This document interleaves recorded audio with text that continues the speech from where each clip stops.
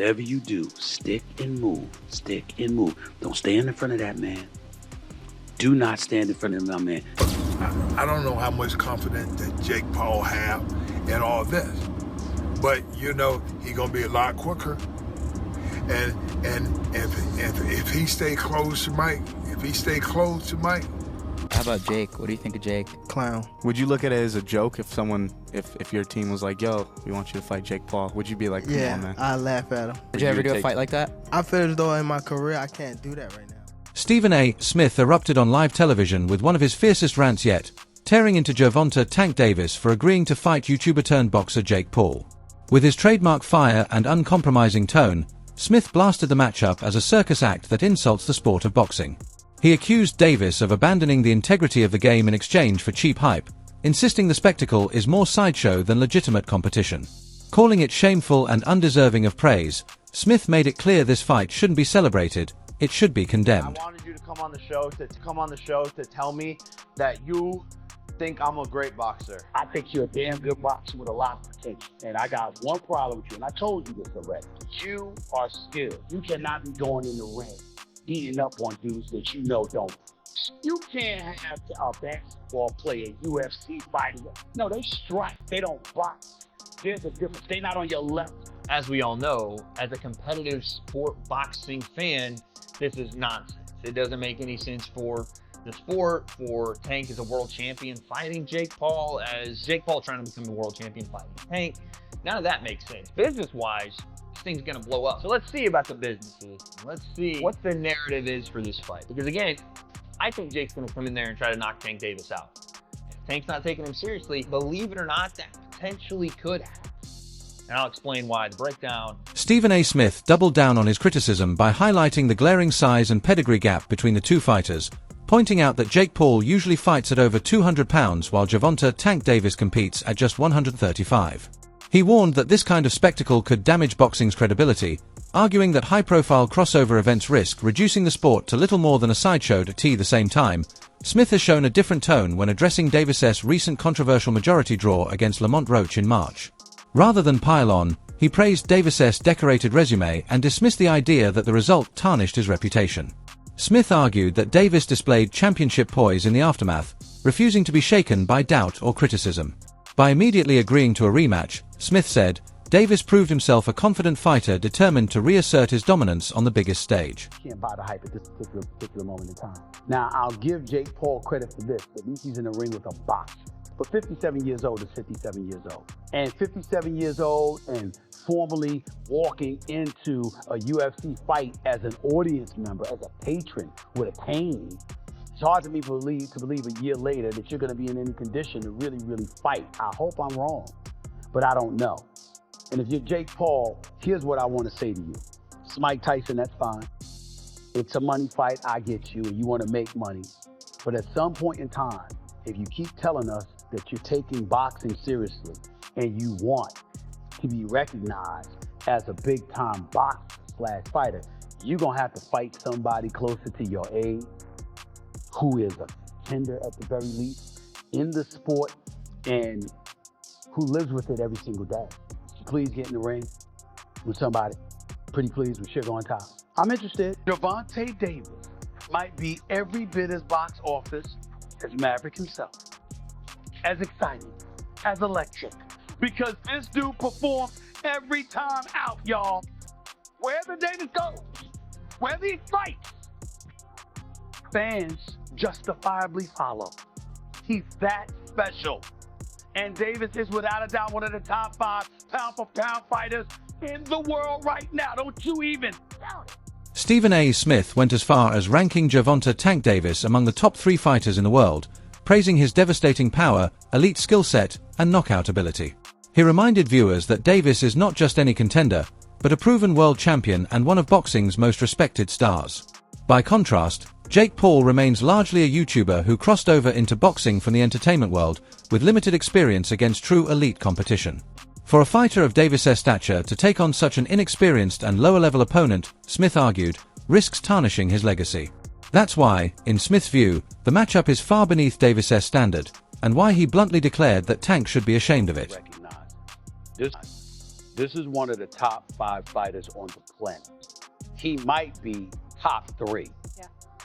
You can make a legitimate argument for him being 3, 1, or whatever. Frank Martin, props to him, came into the fight 18-0, 12 knockouts. Clearly did not have power to keep Gervonta Davis from stalking him from opening tap. That's what he did. He stalked him and stalked him and stalked him, okay? Frank Martin caught him with some good shots. Gervonta Davis kept coming. So he can punch, he's a knockout artist. He can box, he's not given enough credit for it, okay? He closes, he finishes. Once he smells blood, he's like a shark in blood-infested waters, Molly. He will finish you, okay? And by the way, he is an elite boxer. And so the time has come for this man. StephenASmith voiced sharp disapproval of the recent wave of mismatched exhibition fights, singling out the proposed Jake Paul versus Mike Tyson bout as a prime example. He didn't mince words, saying Paul should be saddened, and even disgusted, by the idea of such a spectacle, blasting it as little more than a mismatch disguised as entertainment. Smith stressed that if Paul wants to be taken seriously as a boxer, he must step into the ring with legitimate, active fighters rather than retired athletes or faded stars. Still, Smith acknowledged Paul's undeniable promotional flair and the mainstream attention he brings to boxing. But he made it clear that popularity alone isn't enough. True credibility can only be earned by testing himself against real, contemporary competition. Is a professional. At some point in time, I don't give a damn if it's a light heavyweight. Gotta be a Bivol, a super middleweight, Canelo, Mexican Monster, David Benavidez, somebody that actually has a reputation. Time has come for Jake Paul to step into the ring with a cat who actually boxes for a living and give us that fight. I appreciate the fact of him promoting. I appreciate him having the cachet as a former YouTuber turned boxer. I like Jake Paul. I respect Jake Paul. I'm just saying, because I like him, because I respect him, I want to see him in the ring. And I don't want to hear, I know his numbers are better, but then he's going to say, I don't need Canelo. Canelo needs me. Well, wait a minute. It ain't just about popularity, bro. After Mike Tyson's fight, when Gervonta Davis called him out, Jake Paul diffused the tension with a witty, self-aware quip. At the post-fight press conference, he signaled that he was open to facing Davis but playfully jabbed at the obvious size difference. Paul joked that boxing already has rules for weight classes, and wondered aloud if there should be similar restrictions for height. The remark was both a light-hearted dig at Davis's stature and a clever nod to the glaring mismatch, turning what could have been a heated exchange into a humorous, theatrical moment that kept the spotlight firmly on their potential clash. Right. Jake Paul responds to Gervonta Davis' call out. He absolutely takes the moment and the opportunity to clown Gervonta Davis' height in the sport of boxing. And he says here, we get a height limit in the sport of boxing. This is where Jake Paul says, and his team, Gervonta Davis needs me. We don't need Gervonta Davis. Let's listen to him.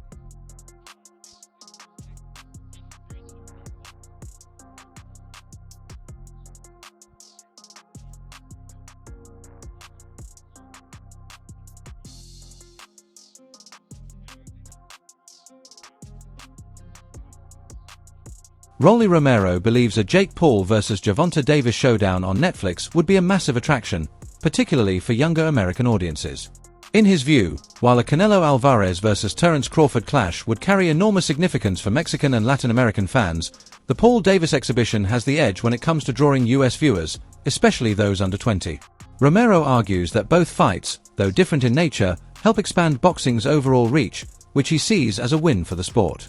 He's clear that Canelo-Crawford is the superior matchup from a pure sporting perspective, but insists Paul Davis has the greater mainstream pull in the American market. Impact Tank's legacy if Jake Paul were like to beat him or even like knock him out?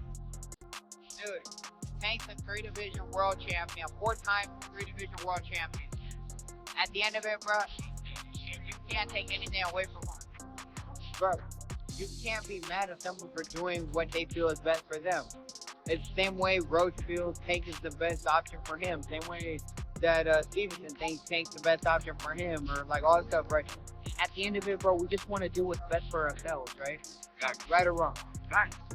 Just do what's best for you. All of a sudden, we want to know who will win in this fight, Jake Paul or Tank Davis? It's a legit question, and I actually want to really hear your thoughts on who you think is gonna win, because I know what Vegas is saying, but I want to know what you think. You got personally, I think Tank too little, bro.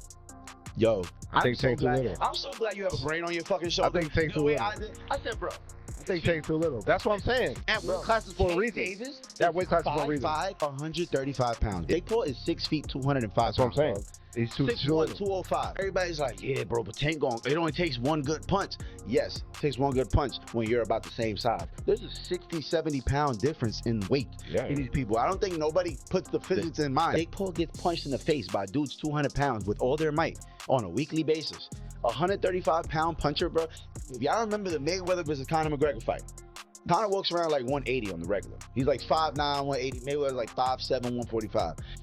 That 30 pound, 20, 30 pound difference, bro. If you remember that fight, Mayweather was putting millions on Conor. Guess what happened to Conor? He didn't hit the ground once. No. He lasted all 12 rounds getting hit with flurries. I'm talking about Mayweather was having his time. He's being cocky with it, hitting him with all kind of combos. And we're watching the last 3 rounds of that shit like, yo, knock him out. And you know what? He could not knock him out because Conor gets punched by people that are 170, 180 pounds on a regular. Just that 20, 30 pound difference, it was like impossible for him to do anything. And that's exactly what I feel like is going to happen versus Jake and Tank. WBC lightweight champion Shakur Stevenson issued a stern warning to Gervonta Tank Davis as speculation swirled about a potential exhibition with Jake Paul.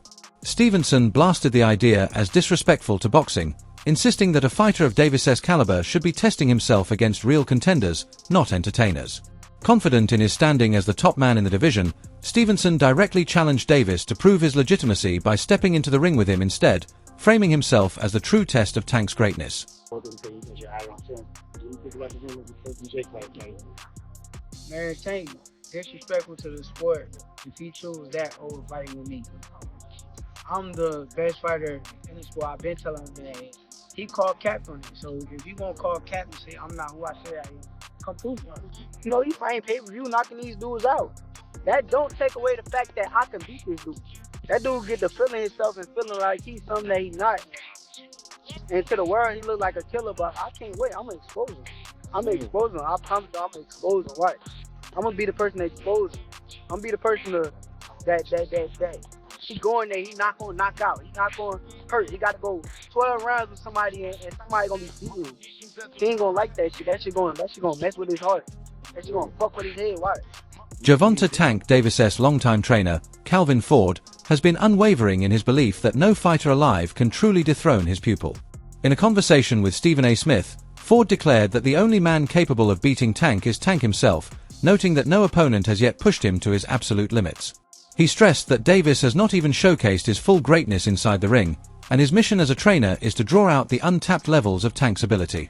According to Ford, the best of Davis is still to come. Who do you want to see? You, as a guy that's in his trainer, that's like a father figure to him, you're training him all the time, you know him, both y'all from the streets of Baltimore the whole bit. Who do you want to see Tank fight? I want him to get all of them that ran their mouth. Names. I need names, Calvin. I need names. Already, we went down. We working on the big four. It was Garcia. That's the first one. Roma, we get him soon. Shakur, he's going to get it. He know he's going to get it. It's just Bob who's in charge of that. You know what I'm saying? Bob know what he's doing over there. You can't tell Bob how to run the game because he's like better. He's been doing it for so many years. It's going to happen. All the fights that we'll want, they have no choice. They're going to take the fight when it's time to take the fight. It's just right now, who's going to take the fight? Teddy Atlas has hailed Gervonta Tank Davis as the most complete fighter in the lightweight division, pointing to his rare blend of power, counterpunching, footwork, patience, and ring intelligence. Atlas argued that Davis isn't just dangerous because of his knockout ability, but because he brings together every critical element of elite boxing: pressure, timing, adaptability, and IQ, on equal footing with speed and style.